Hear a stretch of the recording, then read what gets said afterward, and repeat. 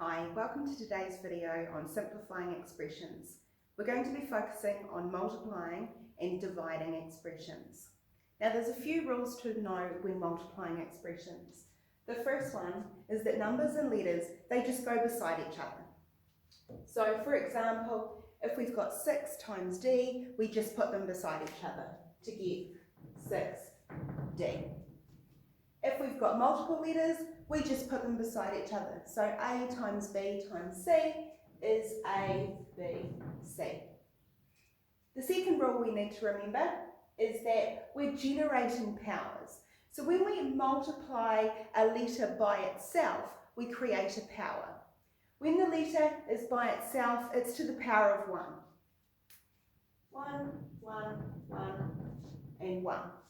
So when we are multiplying them together, we just add these powers up together. So we've got 1, 2, 3, 4. So this would be f to the power of 4. This one here, remembering our first rule, we've got 9 and a. So the 9 and the a go beside each other. And when we multiply the a's together, we generate a power. We've got 2 a's, so it's a to the power of 2. Our final rule is we multiply the big numbers. Okay, now the big numbers is the number in front of the letters. It's often called a coefficient. So we multiply the big numbers together and then we add the powers. So for our first one here, 3 times 2 is 6. And then we add the powers together. So that'll be y, 2 plus 5 is 7. Giving us 6y to the power of 7. For this example here, we've got different letters. So we first of all multiply the big numbers. 5 times 2 is 10. Then we add the powers, but we look at the letters separately. So let's look at x. We've got 3 and 4. So that's x to the power of 7. Then we've got 2y. And here, there's no letter, so that means it's just a 1. So we've got 3 y's. So 10, x to the power of 7, y to the power of 3.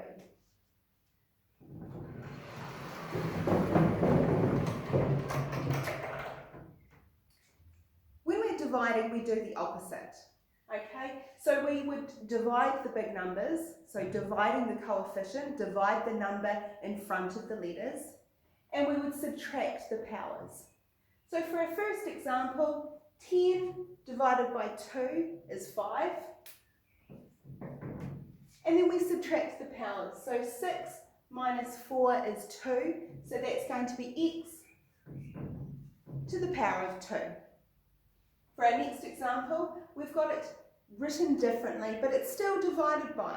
Okay, so divided by may have a symbol like that, or it may be written as a fraction. Okay, so 9 divided by 3 is 3, and then we subtract the powers. So 5 minus 2 is 3. So 3x to the power of 3. For our final example, we've got different letters. So we look at them individually. So first of all, the big numbers.